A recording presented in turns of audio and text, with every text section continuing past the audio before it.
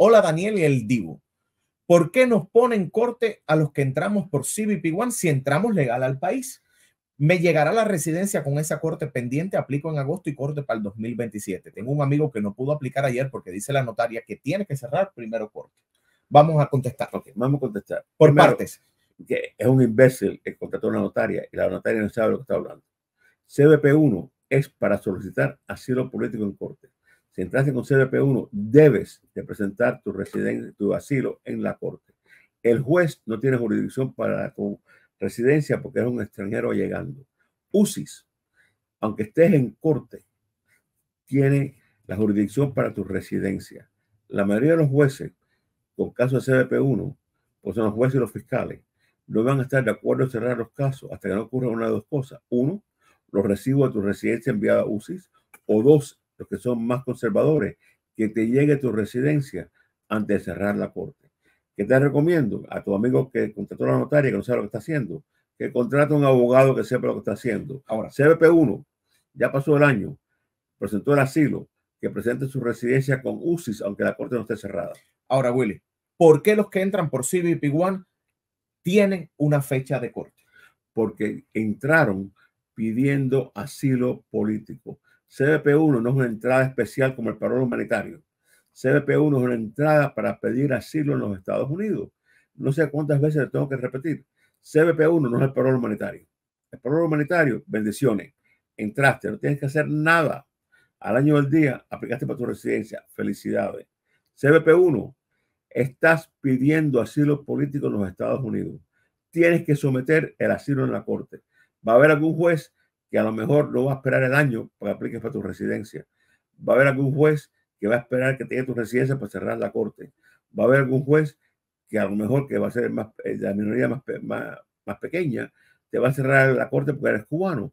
Acuérdate, el ajuste cubano nada más que es para los cubanos. Y los cubanos no son los que entran solamente por CBP1, es el mundo entero. Ahora, y todos tienen que pedir asilo político en los Estados Unidos. Ahora, ya que tocas este tema, vamos a dejar a un lado a los cubanos, el mexicano, el venezolano, el hondureño, el guatemalteco, el salvadoreño, el colombiano, ruso, ¿cuál entran peruano por CBP? ¿Qué deben hacer? Pedir asilo político, porque el único camino que tienen para legalizarse es obteniendo asilo. Willy, ¿tú crees que fui específico? Yo creo que sí. Yo creo que sí. Y mira, es que por ejemplo, ayer que a veces el español mío, que es muy primitivo, y se me olvidó cuando entré a los Estados Unidos y nunca aprendí inglés, que no me entiendan. Ahora tenemos este caso, por ejemplo, esta es una familia cubana. Entonces, el 1 de julio me envió esto. Vemos la primera casilla marcada, el Arabian Alien, pero ellos tienen corte para octubre 24 del 2024. Es decir, en unos meses en Nevada. Pero es la primera corte. Ok. ¿Qué tú haces en esos casos? Sé que Las Vegas es una corte relativamente positiva. ¿Qué yo hago en esos casos? Someto el asilo. Voy a la corte con mis clientes. Le digo al juez, dame una fecha futura. ¿Por qué futura? Porque al año del día voy a pedir la residencia con UCIS. La mayoría de los jueces me dan una fecha para 2027, 2028. ¿Por qué? Porque saben que voy a pedir mi residencia.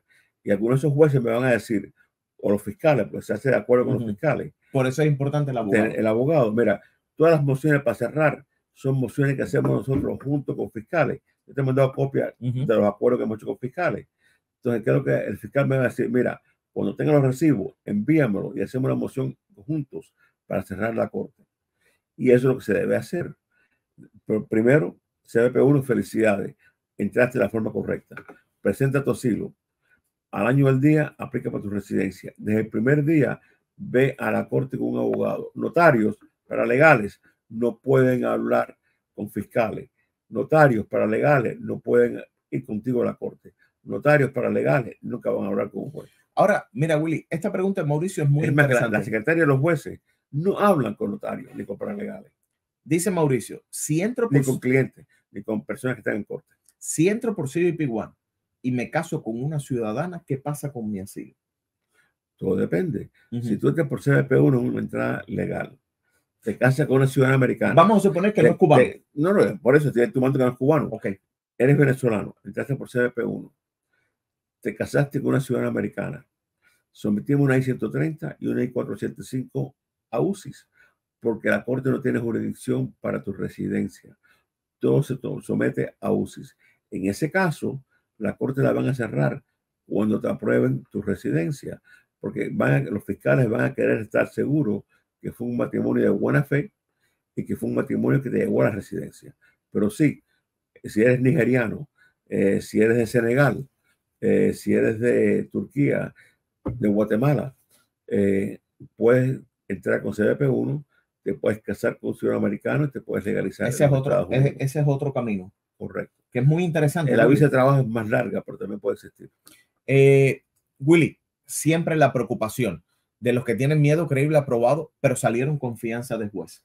En este momento, miedo creíble, acuérdate, cuando tú pasaste miedo creíble, después del año 96, te pueden poner en libertad con un parol o con fianza. Si saliste con una fianza administrativa del deportador, se puede pedir un parol. Si saliste con la fianza de un juez, no existe. Con la fianza del juez hay asilo solamente. Yo he logrado cerrar algunos casos que tenían fianza con los jueces.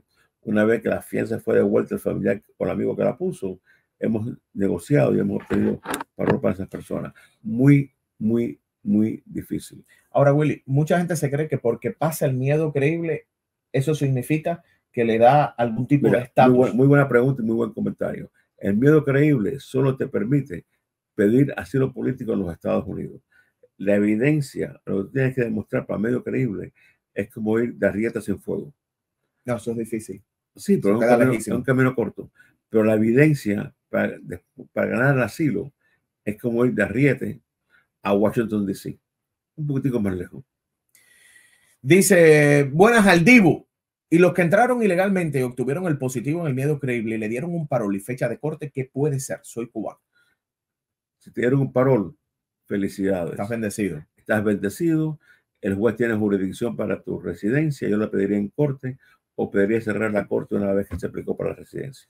Seguimos aquí con otra de las preguntas. El parol es regalo a los cubanos de Lyndon Baines Johnson. Felicidades. Michelle, hola, buenos días. Tengo I-130 abierta. Soy I-220A. ¿Puedo cerrar corte e ir a Guyana a la cita? Willy. No. ¿Por qué? I-130, yo cerraría la corte. Ir a Guyana ya es diferente, porque tienes que pedir un perdón por la entrada ilegal a los Estados Unidos. El perdón es un 601A. Hoy ese perdón está demorando de 45 a 50 meses para que tú lo apruebes. La respuesta es, yo no mandaría a un cliente mío una I-130 que entró ilegal a los Estados Unidos a Guyana. Porque además, recuerda que tú solicites el perdón, que obtenga ese perdón, no significa que ese cónsul en Guyana... El cónsul siempre tiene la última palabra. Esa discreción. En realidad, la única persona que me han negado la residencia, que fue a su país a buscarla, fue uno que se olvidó decirme que 24 años atrás estaba buscado en Honduras por asesinato. Él pensó que se habían olvidado de él. Pero mira el caso ahora de la Corte Suprema, Willy, que hemos hablado, que aparentemente el cónsul le negó la posibilidad de esta reunificación. Igual, una censura nueva. Porque era un tatuaje. A un salvadoreño por los tatuajes. ¿Y por qué? Mira, tú tienes que pensar que los cónsules imperiales no son imbéciles. Y hay ciertos tatuajes que se pueden asociar con pandillas. Y hay ciertas pandillas que son peligro para los Estados Unidos. Yo felicito al cónsul ese por haber hecho su trabajo correctamente. ¿Por qué? Porque el trabajo principal del cónsul es proteger los intereses de los Estados Unidos. Una persona que tiene tatuajes de pandillas de Centroamérica tampoco debería ser, tampoco le deberían dar residencia en los Estados Unidos.